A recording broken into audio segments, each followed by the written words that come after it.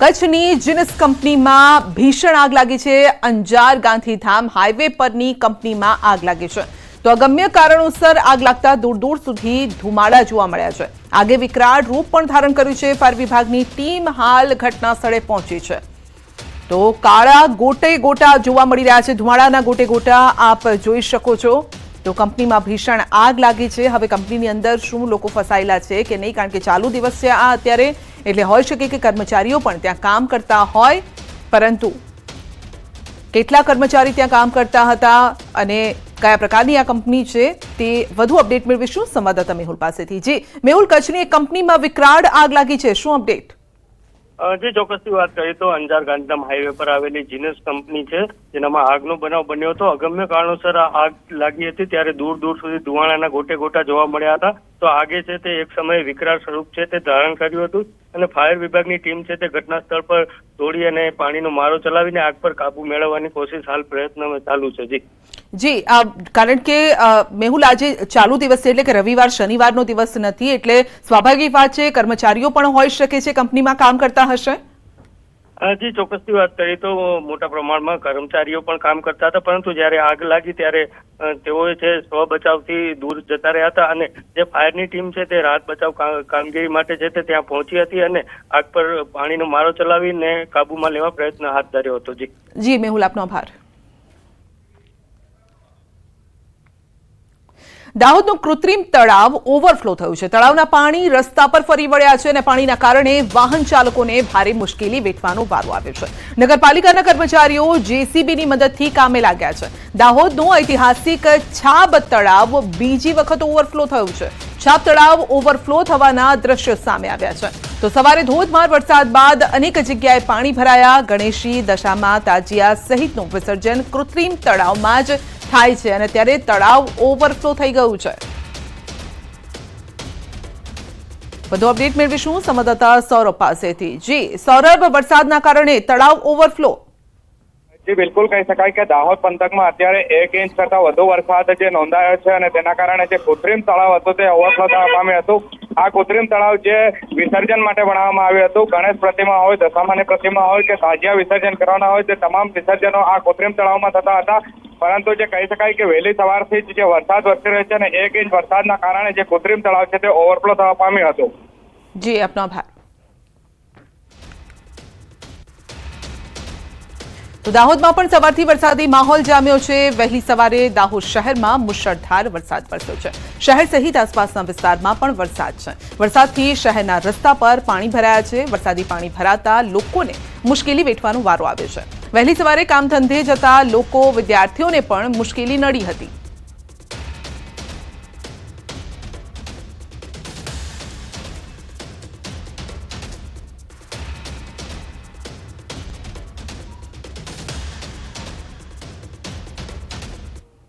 સુરતના ઉમરપાડામાં ધોધમાર વરસાદ, માંડવીનો આમલી ડેમ ઓવરફ્લો થયો છે। આમલી ડેમ ભયજનક સપાટીએ છે। ડેમના 6 દરવાજા ખોલી પાણી છોડાયું છે। નીચાણવાળા વિસ્તારના ડેમ પ્રભાવિત થયા છે।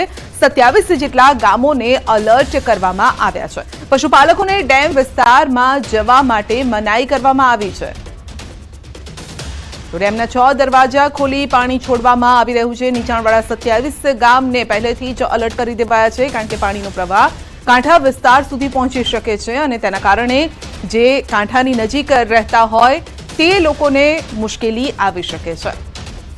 તો એવા 27 જેટલા ગામ છે જેમને પહેલેથી જ એલર્ટ કરવામાં આવ્યા છે કે જો પાણીનો પ્રવાહ વધે તો સાવચેત રહેજો અને જરૂર પડે તો પાણીના પ્રવાહથી એટલે કે નદી કાંઠાથી દૂર જતા રહેજો।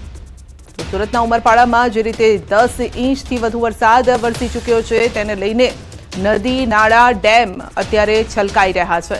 વધુ અપડેટ મેળવીશું સંવાદદાતા કેતન પાસેથી। જી કેતન, ડેમના 6 દરવાજા ખોલીને પાણી છોડાઈ રહ્યું છે, ખાસ કરીને ગામો, કયા ગામોને ચિંતા અત્યારે હોઈ શકે છે?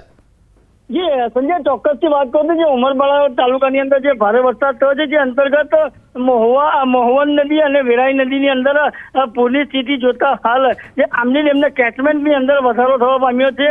આમલી ડેમની પૂર્ણતા સપાટી છે 115.80 મીટર અને એ સંપૂર્ણપણે 100% ભરાઈ જવા પામ્યો છે। જે અંતર્ગત વહીવટી તંત્ર દ્વારા અને પાણી પુરવઠા વિભાગ દ્વારા હાલ જે આમલી ડેમના 6 દરવાજા ખોલી અને 7400 ક્યુસેક પાણી હાલ વરે નદીની અંદર છોડવામાં આવી રહ્યું છે, જેને ધ્યાનમાં લઈને જે આ આમલી ડેમના જે નીચાણવાળા જે 17 થી 18 ગામો છે એ લોકોને સતર્ક રહેવા કહ્યું છે, પરંતુ ખાસ કરીને આ જે આમલી ડેમનું જે વેરા નદી અંદર પાણી છોડવામાં આવ્યું છે ક્યાંક કોઈને નુકસાન કરે એવી ભીતિ નથી, પરંતુ પશુપાલકોને ખાસ તાકીદ અને સૂચિત કરવામાં આવ્યા છે કે નદી કાંઠાના વિસ્તારો પર પશુઓ તેમજ માછીમારી કરવા જવા પ્રતિબંધ ફરવામાં આવી રહ્યો છે। અને ખાસ કરીને જે આ ઉમરપાડાની અંદર જે વરસાદ વરસી રહ્યો છે ને 10 વાગ્યા બાદ ઉમરપાડા તાલુકાની અંદર વરસાદને વિરામ લીધો છે, જે અંતર્ગત વહીવટી તંત્ર તેમજ સ્થાનિકો પણ રાહતનો શ્વાસ લીધો છે। જી સંધ્યા।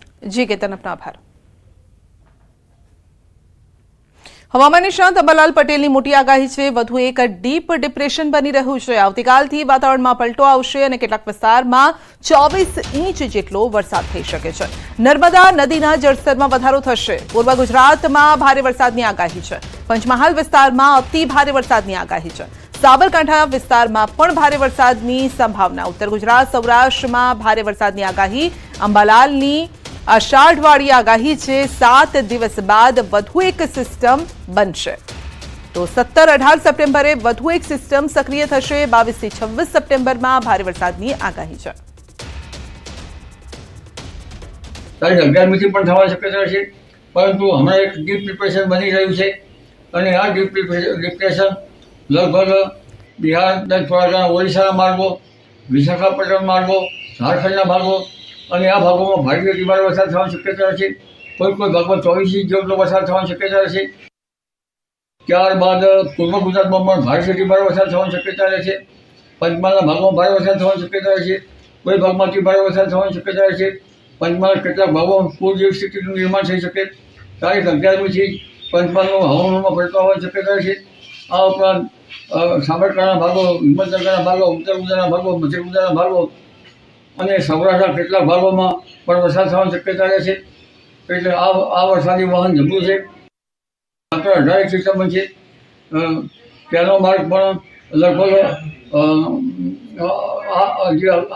અગાઉ અત્યારે હાલ કયો તે જ રહેશે। 22 તારીખની સિસ્ટમ જમી રહેશે। 22, 23, 24, 25, 26માં ભારે વરસાદ થવાની શક્યતા છે અને આ એક પછી એક સિસ્ટમો બનતા તે ભારે વરસાદ થતા જાણે એમ લાગશે કે આ તો સપ્ટેમ્બરમાં છે।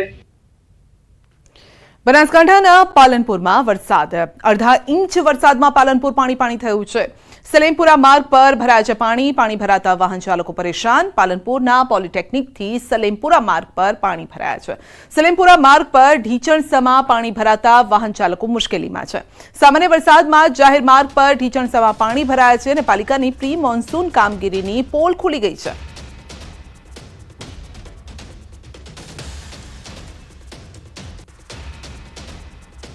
તો નર્મદાની ખારીમાં પૂરની સ્થિતિ છે। ગરુડેશ્વરના લીમખેતર ગામની ખારીમાં પૂર આવ્યું છે। ખારીમાં પૂરની સ્થિતિ સર્જાતા 3 ગામના લોકોને અવરજવર કરવામાં ભારે હાલાકી છે।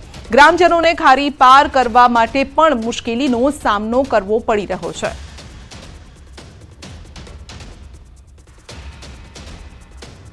નવસારી જિલ્લામાં પણ વરસાદી માહોલ જામ્યો છે। ગણદેવી તાલુકામાં ભારે પવન સાથે ધોધમાર વરસાદ। ગણદેવી, બિલીમોરા, ચીખલીમાં વરસાદ વરસ્યો છે।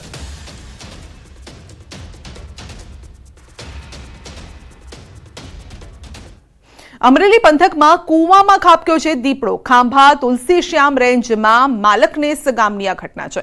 ગ્રામજનોની મદદથી દીપડાને વન વિભાગે પાંજરે પૂર્યો છે। વન વિભાગે ઘટના સ્થળે પહોંચી અને દીપડાનું રેસ્ક્યુ કર્યું છે। દીપડાને જસાધાર એનિમલ કેર સેન્ટરમાં પણ ખસેડવામાં આવ્યો છે। ડાકોરમાં અસામાજિક તત્વોનો આતંક। રિક્ષા ઊભી રાખવા મુદ્દે ટોળાનો હુમલો। રિક્ષા ચાલક પર કરાયો છે હુમલો। મારામારીની ઘટનાનો વિડીયો વાયરલ થયો છે। દુકાન આગળ રિક્ષા ઊભી રાખતા 2 ભાઈઓએ તકરાર કરી। રિક્ષા ચાલકે રિક્ષા હટાવી લેવાનું કહ્યું હોવા છતાં 2 ભાઈઓએ ઉશ્કેરાઈને હુમલો કર્યો હતો। આ જોઈને 10 થી વધુ માણસો ત્યાં દોડી આવ્યા। રિક્ષા ચાલક પર હુમલો કર્યો તો રિક્ષા ચાલકના મિત્રએ વચ્ચે પડીને રિક્ષા ચાલકને બચાવ્યો અને ડાકોર પોલીસ સ્ટેશનમાં ગુનો નોંધતા પોલીસે વધુ કાર્યવાહી હાથ ધરી છે। વધુ અપડેટ મેળવીશું સંવાદદાતા ઉમંગ પાસેથી। જી ઉમંગ, જાહેરમાં મારામારી જોવા જેવી વાત એ છે કે આખું ટોળું એક ઉપર તૂટી પડ્યું છે। બિલકુલ ચોક્કસ સંધ્યાથી વાત કરવામાં આવે તો ગામ ડાકોરની અંદર અસામાજિક તત્વોનો આતંક સામે દ્રશ્યો સામે આવ્યા છે. વાત કરવામાં આવે તો એક સામાન્ય બાબતને રિક્ષા ચાલક સાથે બોલાચાલી કરી જે બે દુકાનદારો છે તેમના દ્વારા રિક્ષા ચાલક પર હુમલો કરી દેવામાં આવ્યો હતો. 80 થી વધુ લોકોના ટોળાએ રિક્ષા ચાલક પર જાન લેવા હુમલો કર્યો હતો અને સમગ્ર મામલે આજે ઘટના બની ત્યારે પોલીસ સ્ટેશનની એકદમ નજીક બની હતી. કહી શકાય કે પોલીસ તાત્કાલિક ઘટના સ્થળે પહોંચતા સમગ્ર મામલો ઠારે પડ્યો હતો અને સમગ્ર પોલીસ દ્વારા ફરિયાદ નોંધી આજે બે દુકાનદારો છે જે અસામાજિક તત્વો છે તેમની વિરુદ્ધ કાર્યવાહી હાથ ધરી છે. જી સંધ્યા. જી, આપનો આભાર.